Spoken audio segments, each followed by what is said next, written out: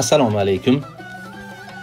Samarqand davlat tibbiyot universitetining zamonaviy binosini Irlandiyadagi Dublin universiteti loyihasini olib kelib, o'sha universitetning egizagidek qilib qurgan taniqli olim, tibbiyot fanlari doktori, professor Azamat Muhiddinovich Shamsiyev ertaga o'zlarining muborak 80 yoshliklarini nishonlayaptilar. Azamat Muhiddinovichning tug'ilgan kuni Osiyo va Yevropa bolalar xirurglari kongressi qaroriga asosan aynan Samarqandda birinchi kongress u kishini tug'ilgan kunlari munosabati bilan o'tkaziladigan bo'ldi.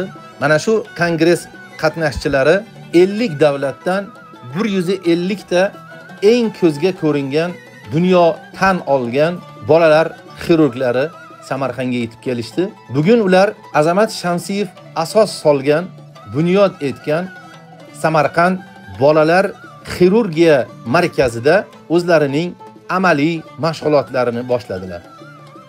Buyuk Britaniya, Yaponiya, Janubiy Koreya, Rossiya, Ummon, Malayziya, Ozarbayjon davlatlaridan yetib kelgan tajribali xirurglar Azamat Shamsiyevning shogirdlari, Azamat Shamsiyevning o'g'li, bugungi kunda markaz direktori, tibbiyot fanlari doktori, professor Jamshid Azamatович Shamsiyev boshchiligida mana shu hamkasblari bilan bugun amaliy mashg'ulotlarini o'tayaptilar.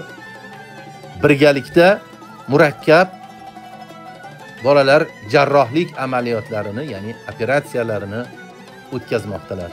Bu ishlar ertaga ham davom etadi. Ertaga yana turli davlatlardan kelgan mohir jarrohlar Samarqand bolalar xirurgiyasi markazidagi bolajonlarni birgalikda davolashadi. Keyingi kunlarda esa kongress ishlari davom etadi. Yubiley tantanalari davom etadi. Biz voqealar rivoji bilan sizlarni tanishtirib boramiz. Azamat Muhiddinovichni hozirdan tug'ilgan kunlari 80 yoshlari bilan tabriklab, u kishiga uzoq umr, sihat, salomatlik tilaymiz.